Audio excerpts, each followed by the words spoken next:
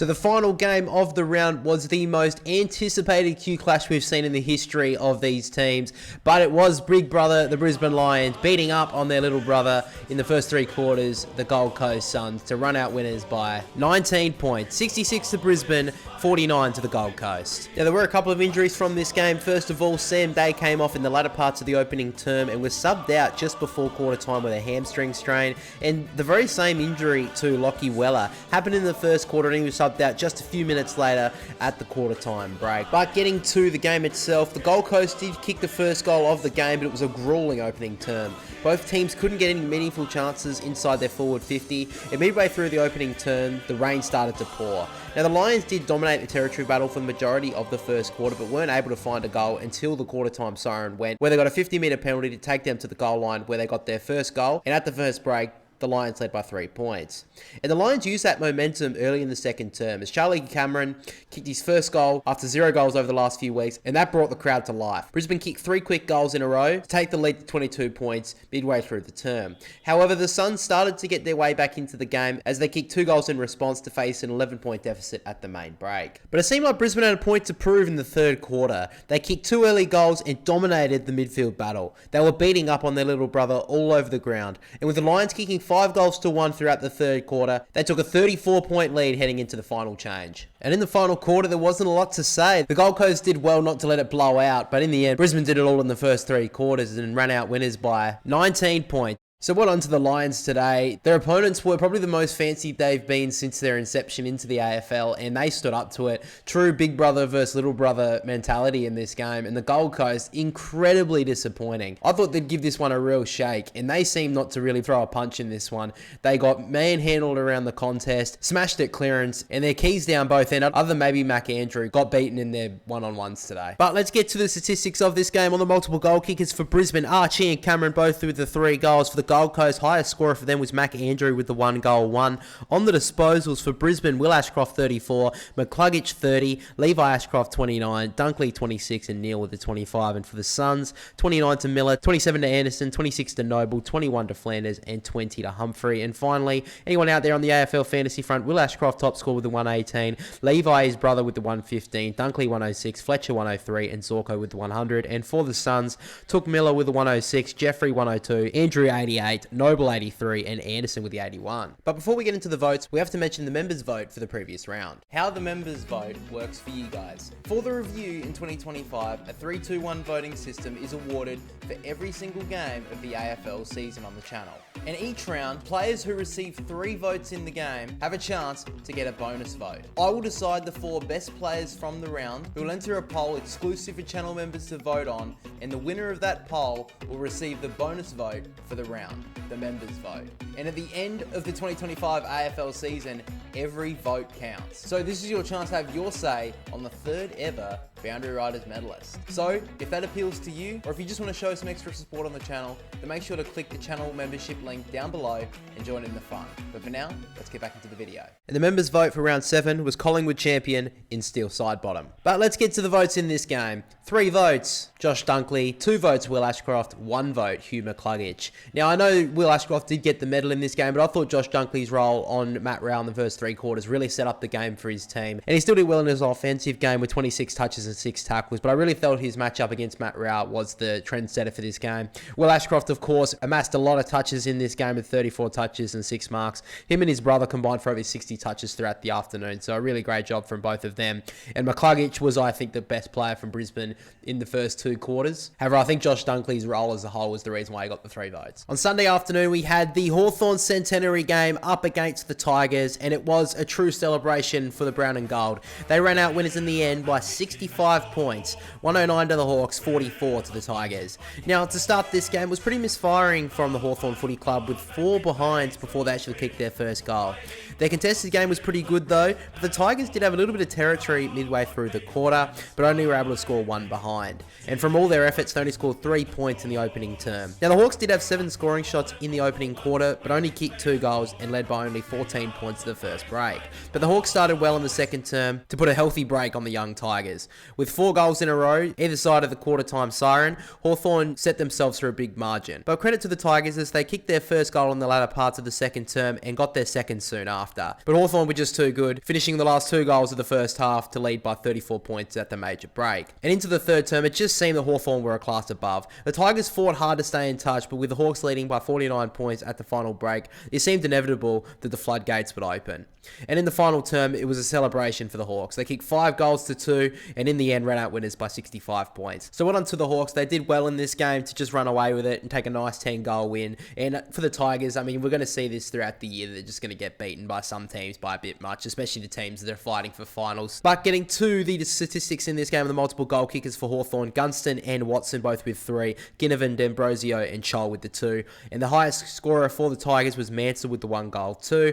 On the disposals, Josh Battle from the D50, 33 touches, Jath with 32, D'Ambrosio 30, Newcomb 27, Sicily 24, and for the Tigers, Hopper 28, Taranto 26, Trainer 21, Vlossen 20, and Dow with the 18. And finally, AFL fantasy watchers out there, D'Ambrosio top scored for the game with the 128, Battle 120, Jath 113, Ginnivan 106, and Newcomb with the 103. And for the Tigers, 109 to Taranto, Trainer with the 87, Hopper with the 86, Nankervis 81, and Short with the 80. So let's get to the votes in this game. 3 votes, Massimo D'Ambrosio, 2 votes, Shine Newcomb, and the 1 vote, Jack Ginnivan. Now, honestly, it was a pretty even performance from Hawthorn, so it was hard to pick the 3-2-1, except really the 3 votes. Massimo D'Ambrosio, best game of the year by far. Has been a little bit down on form so far this year, but with 30 touches, 9 marks and 2 goals, I mean, you can't do much more than that for a wingman, so great job from him. And Newcomb did really well as the clearance player, as he does every single week. And Jack Ginnivan, since he's returned from the VFL the last couple of weeks, he has been really influential for them. 23 touches today and 2 goals. So the first game on Sunday, of course, was the 30th installment of the Sydney Derby.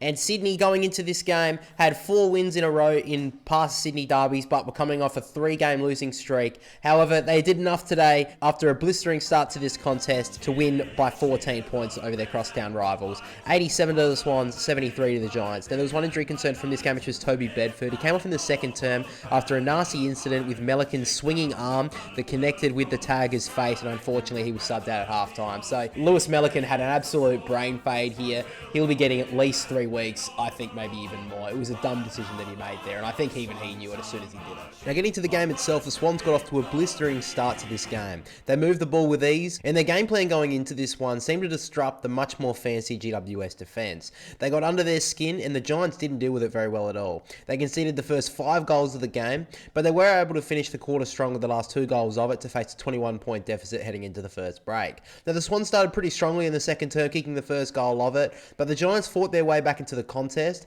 and around the ground, that was where they were best. Their pressure started to lift, and eventually they went onto the scoreboard. The Giants kicked the last 3 goals of the first half to face only a 6-point deficit heading into the major break. Now, the Swans looked to start the third term in really good form, but failed to capitalise on their momentum, only able to kick 1 goal 5, and the GWS went down the other end and kicked a goal to bring themselves back within 10 points. However, the Swans did find themselves with a late goal to lead by 14 points at 3-quarter time. And both teams wasted some crucial opportunities early in the first half of the final term, with Sydney kicking 1 goal 5 and GWS kicking 1 goal 4. But in the end, it was the unlikely goal sources in James Jordan and Joel Hamling who were able to give the Swans enough to get over the line, despite Jake Stringer giving a mighty effort in the final term, as the Swans went on to win by 14 points. So great job from Sydney. The last 3 weeks, they've been very disappointing. So get back on the winners list today with their 3rd win of the season, and maybe they can make a bit of a push in the middle part of the year when they get some players back to maybe make finals. But I still think that they have a couple of big problems up ahead. I do have to give a quick shout out though to the Swans tall forwards. They really got under the skin of the GWS today, and I think they went a long way to winning this game. So great job from Sydney. And the Giants just can't find an avenue to goal at the moment. I don't really know what's happened. They do tend to have these sort of periods in the season when they can't get wins, but really disappointing today. And if I'm being honest, after that 5-goal start from the Swans, the Giants were always trying to chase this game. But moving to the statistics of this one, multiple goal kickers for Sydney. All it was James Jordan with the 2. On GWS, Jake Stringer with the 3 coming on as sub, and Cadman with the 2. On the disposals for Sydney, Roberts 25, Warner and McInerney with the 24, Heaney with 22, and Jordan with the 18. And for GWS, Tom Green 34, Callahan 33, Ash 29, Whitfield 28, Iden 22. And on the AFL fantasy front for Sydney, Heaney and Roberts with the 86, Chad Warner and Jordan with the 83, and Robon with the 82. And for GWS, Finn Callahan 121, Whitfield 107, Tom Green 102, Ash 89, Iden 85. But getting to the votes in this one, 3 votes Chad Warner, 2 votes Finn Callahan, 1 vote Dane Rampy. Chad Warner led from the front today. I've said in the previous weeks that Chad Warner's been pretty disappointing for Sydney, but today he was at his bullocking best, really exploding from stoppage, had 24 touches as well, and it was a real Chad Warner performance, so great job from him. Finn Callaghan was by far the Giants' best player on the ground. Him and maybe Tom Green seemed like the only ones who could get them in this game in the second half, so great effort from both of them, but Dane Rampy deserved the 1 vote in my opinion. Absolutely shut down Toby Green. He's been able to do it the last couple of times they've met, but he was a real leader down in defence today, and Dane Rampy, I think, deserved the 1 vote for his performance on Toby Green. So the first game on Saturday night, what a contest this was. Collingwood up against Geelong, and this game truly lived up to the hype. It went all the way till after the final siren went, but it was Geelong who held on in an absolute classic by 3 points. 90 to the Cats, 87 to the Pies. One injury concern from this one, which was Reece Stanley. He did pull his hamstring in the opening term and was subbed out at quarter time. Now, Geelong did pretty well, I think, to cover for him throughout this game, which we'll get to now. Geelong started extremely well with the first 3 goals of the game, and Collingwood simply didn't get their hands on the footy. However, as the quarter went on and the game started to settle, the Pies got to work. Collingwood finished with the 4 of the last 5 goals in the opening quarter to hold a 3-point lead at quarter time. And they continued on early in the second quarter with the first 2 goals to take the lead to 14 points. However, as you would expect, Geelong started to make their way back into it. They began to win the territory battle, but unfortunately couldn't take their opportunities. The Cats kicked 2 goals for throughout the term, and Collingwood made them pay on the counter with 3 goals too. At the major break, the Magpies held a 7-point lead. Now, Collingwood again started the quarter off red hot, kicking the first 2 goals of the second half to push the margin to a game-high 20 points. But again, the Cats wouldn't die down. They kicked 3 of the next 4 goals to keep the halftime margin at just 7 points at the 3-quarter time siren. And what a final quarter we witnessed. Geelong kicked the first 4 goals of the quarter to take the lead for the first time since the opening term, and the game seemed to be heading towards a big win for the Geelong Footy Club. But the Pies had one more push towards stealing the game at the death. Collingwood kicked 2 goals in a row with 20 seconds on the clock, and this gave the Pies one more opportunity. A free kick at the centre of the ground gave the Magpies one last chance as they blasted the ball inside the forward 50, where Jack Crisp took a clutch mark to have the opportunity to win the game off his own boot after the siren. But unfortunately, for the consecutive games record holder, he sliced the kick which went wayward, and in the end, Geelong held on for an all-time classic. What a game of football we witnessed on Saturday night. 2 great teams, 2 big clubs, and it went till after the final siren. It was a great game to watch, and that's what footy is all about. I know there are a couple of contentious free kicks called, but overall, I think it was one of the best games I've seen in quite a long time throughout the minor rounds. So great job from both clubs. Moving to the statistics of this one though, Brody Mychek was the only multiple goal kicker for the Pies with the 4 goals. For Geelong, Manor, Dempsey and Henry with the 2. On the disposals for Collingwood, Josh Dacos 32, Nick Dacos 28, Pendlebury 26, Sidebottom 25, and Cameron with the 23. And for Geelong, Bailey Smith 34, Dangerfield 29, 21 to Holmes and Atkins, and 20 to Duncan. And finally on the AFL fantasy front, Darcy Cameron, great performance from him with the 139, Pendlebury 120, Josh Dacos 101, Schultz with the 93 along with Steele Sidebottom. And for the Cats, Bailey Smith top scored for them with the 119, Dangerfield 106, Manor 83, Holmes and Duncan with the 79. So let's get to the votes. 3 votes Patrick Dangerfield, 2 votes Darcy Cameron, 1 vote Bailey Smith. Paddy Dangerfield, this was some vintage stuff from him.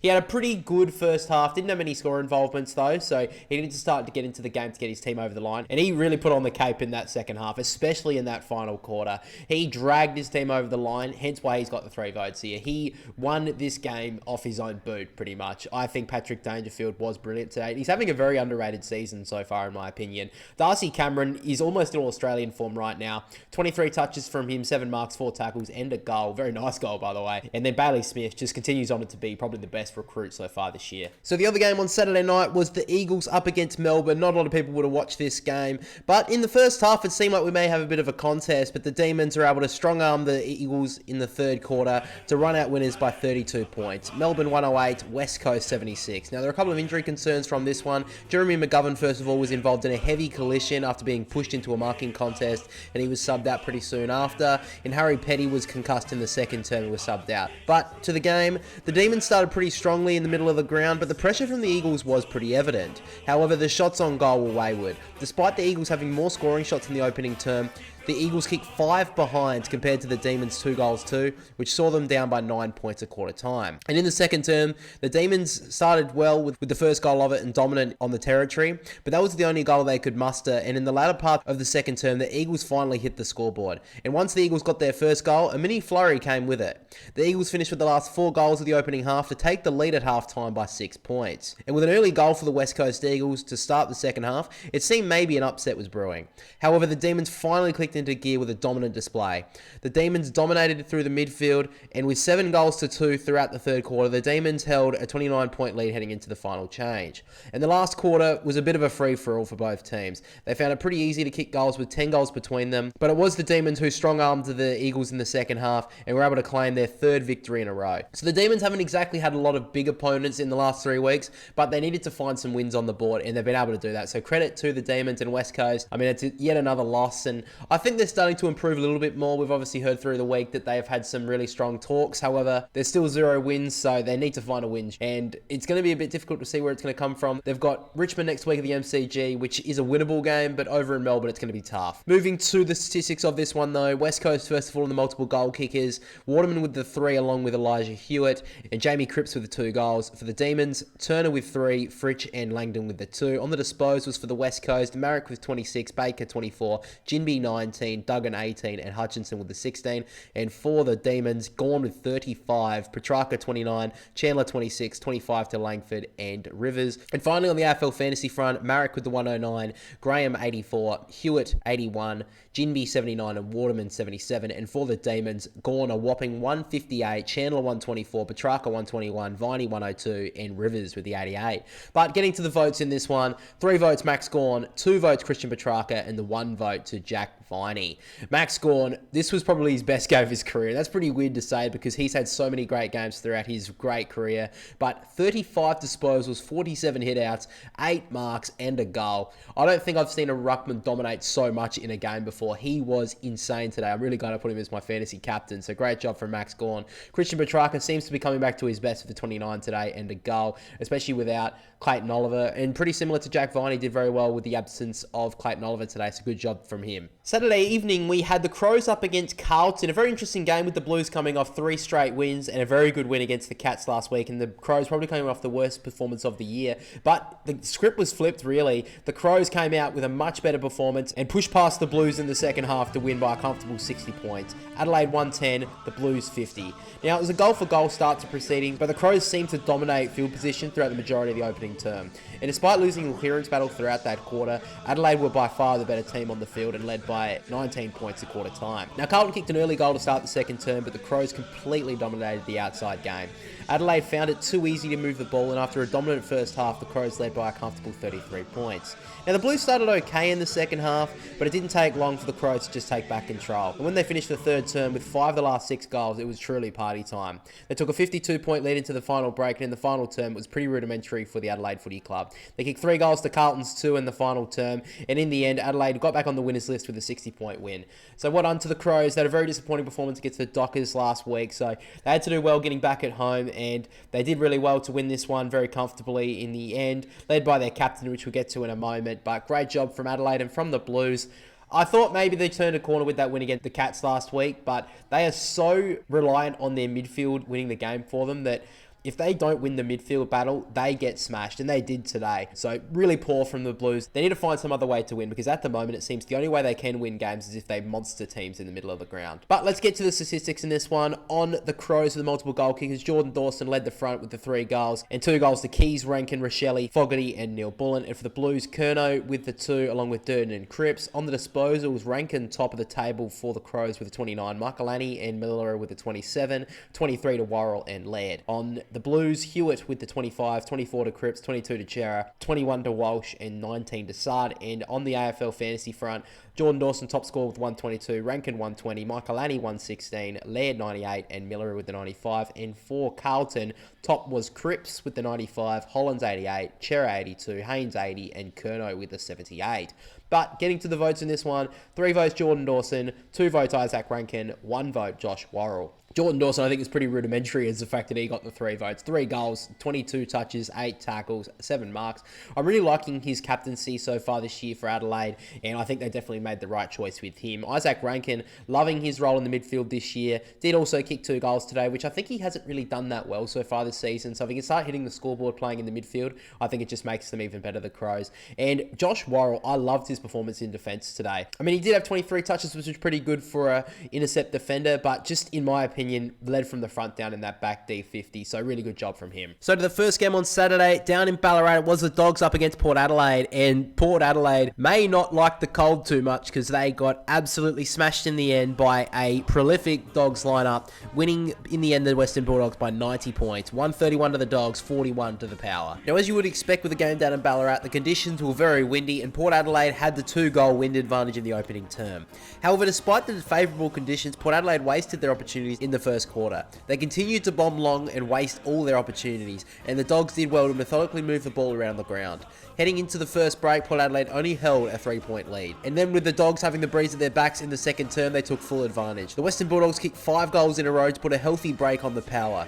However, Port Adelaide started to move the ball with a little bit more care and the pressure lifted. But despite the Power breaking their goal drought in the latter parts of the second term, the Bulldogs still dominated throughout the whole quarter, and at half-time they held a 26-point lead. And heading into the second half, the Dogs just kept on going on their merry way. They kicked away, and despite a mini fight back from the Power midway through the quarter, the Dogs were just too good.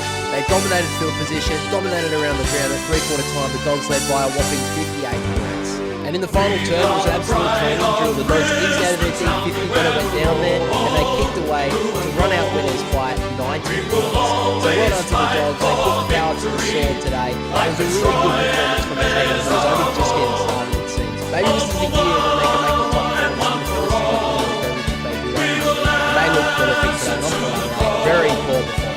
I actually thought they had a chance this afternoon, but after quarter time, they had a chance.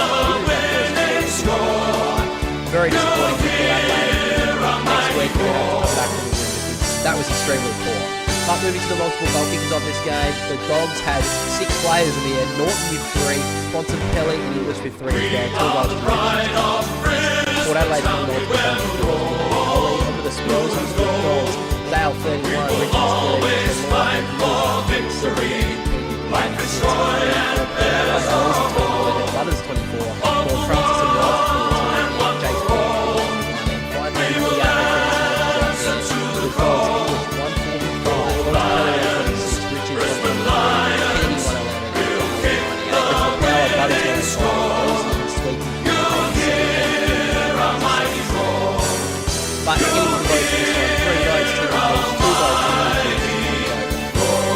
Tim English absolutely dominated his previous apprentice ruckman in Jordan Smith. We are the sons of the Gold Sky. We are one in the red exactly we are the mighty Gold Stars. We play to win the flag for you. Fight, fight, fight till we hold up the calm. Run, run, run all the way. Hey, we are the sons of the Gold Sky, where the team will never say goodbye. And Marcus Bontempelli just seems to be back to his best. So on Friday night, we had St Kilda up against Fremantle, and in a pretty big upset, I would say, the Saints broke their 3-game losing streak to win by a whopping 61 points over the Dockers. 94 to the Saints, 33 to Fremantle. Now, there was one injury concern from this game, and it is compounding the loss of Fremantle with Hayden Young. He reached out for a tackle in the second term and immediately grabbed for his hamstring and was subbed out soon after. So really unfortunate there for the Dockers. Had a little bit of an injury interrupted pre-season, and now unfortunately will probably miss a couple more weeks. But getting to the game itself, it was a goal for goal either way to start the game, but it was evident early that the Saints midfielders were a lot better. Both teams did struggle to put a meaningful advantage on the scoreboard with only 2 goals to 1 heading into the first break, and St Kilda held a lead by 8 points. But early in the second term, the Saints kicked 2 quick goals to put a nice break on the Dockers, but the game just didn't open up, and Fremantle couldn't score despite getting the ball inside their forward half in the latter parts of the quarter, and at half-time, St Kilda kicked the only 2 goals of the quarter to lead by 20 points. Now, Fremantle kicked their second goal early in the second half, but that was all the meaningful score they could get, and the Saints were able to put a big gap on the Dockers. They doubled their score in the third quarter, and heading into the final change, they led by 39 points. And in the final term, the game opened up, but in the end, it was all over. St Kilda ran away in the final term, and after a tough few weeks, they ran out winners by 61 points. So congratulations to the Saints. They got back on the winners list. A really good defensive performance from them as well, but Fremantle, this is almost embarrassing. Losing a game against St Kilda, who are in very bad form, to only score 5 goals throughout the afternoon simply isn't good enough. Now, granted, a couple of the defenders were quite good, but Fremantle should be winning this game, and even being in Victoria is simply not good enough from them. And Justin Longmuir, I don't think he's going to get sacked just yet, but this team was supposed to be fighting for a top 4 spot, and now they're languishing in the bottom 10. But moving to the statistics of this game, Cooper Sharman and Mitch Owens with the multiple goal kickers. Sharman with 4, Owens with 3. And then for Fremantle, only multiple goal kicker in the end was Jai Amos with the 2. On the disposals, McRae with the 38, Wanganeen Miller at 28, Wilkie 24, Steele 22, Hill 21, and for Fremantle, Ryan 24, Johnson 21, 18 to Pearce and Brayshaw, and 17 to Sharp. And then finally on the AFL fantasy front, McRae with 139, Wilkie 123, Steele 113, Sharman 106, and Wanganeen Miller with the 103. And for Fremantle, Ryan 98, Johnson 95, Wagner 94, 78 to Brayshaw, 77 to Pearce. But let's get to the votes in this game. 3 votes, Cal Wilkie, 2 votes, Jack McRae, and the 1 vote to Cooper Sharman. Cal Wilkie was brilliant down in defence tonight. Josh Tracy to 0 goals, racked up the disposals as well. 24 touches, 14 marks as well from him, and was one of the highest score involvement players on the ground. So for a key defender to do that, he was just brilliant. Jack McRae racked up the touches as you would expect. He's had it down a couple of weeks, but really lifted today with 38 touches and 8 tackles, which I really do like. And Cooper Sharman had a really good second half, which is why he's got the 1 vote here, but 4 goals too, all in the second half as well. Probably the reason why he did get more votes, but a great job from him. So to the first game of the round, it was Essendon up against North Melbourne, and it was a bit of a bore through the first half, but it did open up in the second half, and unfortunately for North Melbourne fans, it is another loss, a close one nonetheless, but Essendon ran out winners by 3 points, 65 to the Bombers, 62 to the Roos. Now, there were a lot of injuries from this game. First of all, Jackson Archer was chased down in the second term when tackled. He immediately grabbed for his hamstring, was subbed out soon after. On Essendon, similar to Archer, Jordan Ridley was tackled and limped off the ground and was subbed out immediately. So this is unfortunate for him. He's had a couple of injury concerns with soft tissues in the past, so it looks like he'll miss another couple of weeks. Harry Jones caught up in a horrific injury, it seemed, in a marking contest, landed awkwardly, and his ankle took the brunt of the damage, being visibly out of place. Suspected a fractured ankle. It does seem it wasn't as bad as first thought, but still a really horrific injury on the ground. He wasn't even able to move. The doctors had to come over to him at 3/4 time and eventually got him off the ground. But this was really horrific looking at it live on the game. And finally, it was Gresham in the final term who came for the groin injury and didn't return to the field. So 3 injuries from Essendon. A real gallant performance from them to actually win this game. But let's get to the game itself. Essendon started brilliantly with 3 quick goals to put a nice little break on the Kangas and put them on the back foot. The pressure from the Dons was immense as well, and the Roos made some big turnovers to really put themselves in a really poor position. And despite them kicking 2 goals in response, the Bombers ended the quarter strong with a 22-point break at the first change. Now heading into the second quarter, the game became a lot more of a bore fest, like I mentioned, and we only saw 1 goal either way. I think Dan Gorringe would have put it best by calling the first half a real chopstick game. But Essendon still held a 25-point lead at the main break. And going into the third quarter, it seemed like this game was heading down the trajectory of a very comfortable win for the Bombers. But North Melbourne fought their way back. They kicked 4 goals in a row throughout the third term, and it was their speed of ball movement that put their opponents under pressure. Now the Roos turned a 25-point halftime deficit to find themselves just a point behind at the final break. And the game went into a real contested match in the final quarter. Both teams struggled to find an avenue to goal, and with only 1 goal either way, unfortunately for North Melbourne, for the second week in a row, they couldn't find a way to hit the lead, and Essendon did enough to hold on by 3 points. So well done to Essendon. Like I mentioned, they had a lot of injuries in this game. They were still able to find a way to fight their way through and win this match. So great job from them. North Melbourne, I'm a little bit more positive on them than some others. I think the last couple of weeks they've been able to fight back a bit more, and I do like the way they have looked. I think the first half was the problem with North Melbourne again. They needed to fight a lot harder in that first half, and in the end I think that's what actually cost them in this game. But moving to the statistics of this one, Essendon on the multiple goal kickers, Archie Perkins with 3 goals, Nate Caddy with the 2. For North Melbourne, Zerha, Simpkin and Lucky all with 2 goals. On the disposals, Bombers first of all, Merritt with 35, Roberts 26, 25 to Durham and Dersma, and Redmond with the 21. And on North Melbourne, Sheasel 32, Davis Uniacke 28 along with Tom Power, Dylan Stevens and Cherry with the 25. And finally on the AFL fantasy front, Zach Merritt 117 top scored with Setterfield on 112, Wright 96, Roberts 94, Reid with the 90. And for the Kangas, Sheasel 134, Cherry 121, Power 110, Simpkin 94 and Stevens with the 91. But let's get to the votes in this game. 3 votes Tristan Cherry, 2 votes Zach Merritt, 1 vote to Nick Martin. Now it was a pretty tough call on the 3 votes. However, the reason why I've given it to Tristan Cherry is because he absolutely killed Todd Goldstein out of the ruck. He was by far North Melbourne's best player in the first half and throughout the game, if I'm being honest. He manhandled Todd Goldstein, led from the front, was the reason why they were still in the game at halftime in my opinion, and it was really good in that second half. Zach Merritt, the reason why he didn't get the 3 votes is I thought in the first 3 quarters, he just wasn't as good as Tristan Cherry, and even though Zach Merritt had a blistering final term, I just felt like he couldn't get the 3 in the end, so that's why Zach Merritt's got the 2. And Nick Martin was one of the Bombers' best players in the first half, did fall off a little bit in the second half, but I thought he deserved the 1 vote.